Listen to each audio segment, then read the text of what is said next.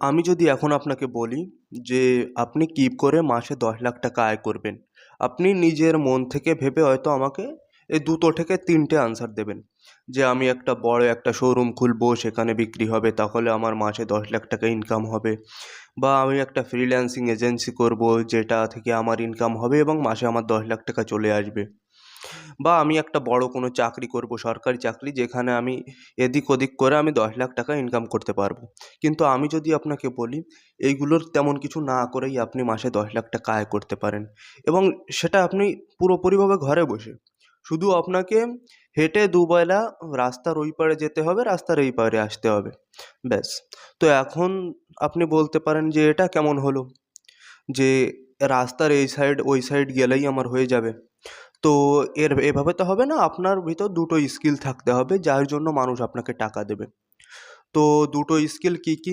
এক communication skill, দুই আইনের বিষয়ে থোড়া একটু নলেজ থাকতে হবে। তো এখন চলুন আপনাকে বলি বিজনেসটা কি। তো বিজনেস হলো টি শার্ট বিক্রি। তো আমি অনলাইনে বিক্রির কথা বলছি না, আপনাকে অফলাইনেই বিক্রি করতে হবে। তো আপনাকে 10টা এমন জায়গা সিলেক্ট করতে হবে যেইখানে middle class, lower middle class এই ধরনের লোকের চলাফেরা সবথেকে বেশি। তো আপনি এটার জন্য রেলওয়ে স্টেশন এবং বাস স্ট্যান্ড এইগুলো আপনি দেখতে পারেন। তো এইখানে আপনার 10টা ছেলেকে নামাতে হবে টি শার্ট বিক্রি করার জন্য। তো এখন আপনি বলবেন যে তাদের যদি আমি বিক্রি করতে দিই, তো তারা তো বিক্রি করে আমাকে টাকা দেবে, এর কি গ্যারান্টি আছে?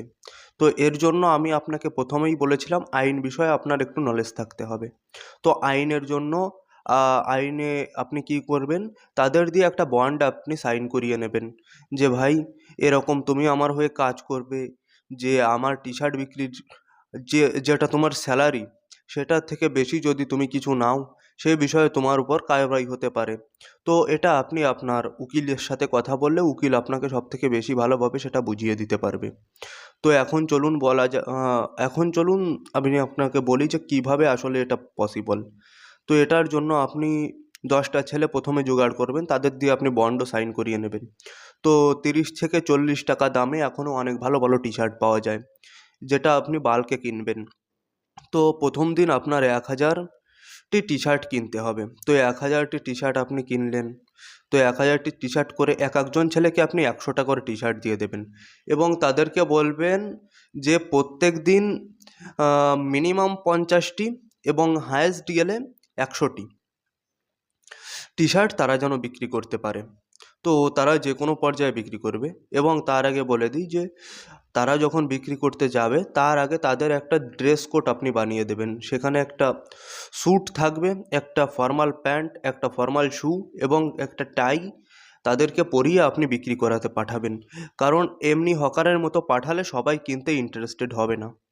তো এটা করে আপনি যখন আপনাদের তো আপনি যখন তাদের ড্রেস কোড পরিয়ে এইভাবে তাদের বিক্রি করাতে পাঠাবেন, তো আপনি দেখবেন যে বাইরের দেশগুলোতে মানুষ রাস্তায় দাঁড়িয়ে অনেক কিছু বিক্রি করে, এবং সেটা প্রপার ফর্মালভাবে, এবং মানুষ যারা একটা ভালো সাজসজ্জায় আছে তাদের দেখেই বেশি ইন্টারেস্টেড হয়।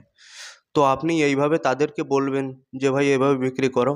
তা আপনি যদি প্রত্যেকদিন 100টা তো হবে না, তাও আমরা ধরে নিই যদি আপনি যদি প্রতিদিন 100টা করে বিক্রি করেন, এবং যদি তারা মাসে 30 দিন কাজ করে, তাহলে আপনি বিক্রি করে দেবেন 30,000 পিস, এবং আপনার সেলিং প্রাইস হবে 200 টাকা করে। কারণ স্টেশনের ওইখানে 200 থেকে একটু কম প্রাইসে বিক্রি যদি করেন, তাহলে আপনি যদি মাসে 30,000 পিস বিক্রি করেন, তাহলে আপনার ইনকাম হবে 60 লাখ টাকা। তো এই 60 লাখ টাকা আপনার ইনকাম, এবং আপনার কাজ হবে কি মালগুলো কাউকে দিয়ে আনানো, এবং যারা বিক্রি করবে তাদের কাছে সাপ্লাই করানো, এবং যারা বিক্রি করবে তাদেরকে দেখার জন্য যে মালগুলো আনছে সে যেন একটু মনিটরিং করে এবং পুরো ডাটা আপনার কাছে এসে দেয়।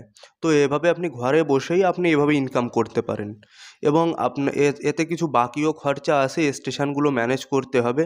কেমন ম্যানেজ, আপনি যদি একটু বুদ্ধিমান হয়ে থাকেন তাহলে আমার মনে হয় যে আমি কি বলতে চাইছি আপনি বুঝতে পারছেন।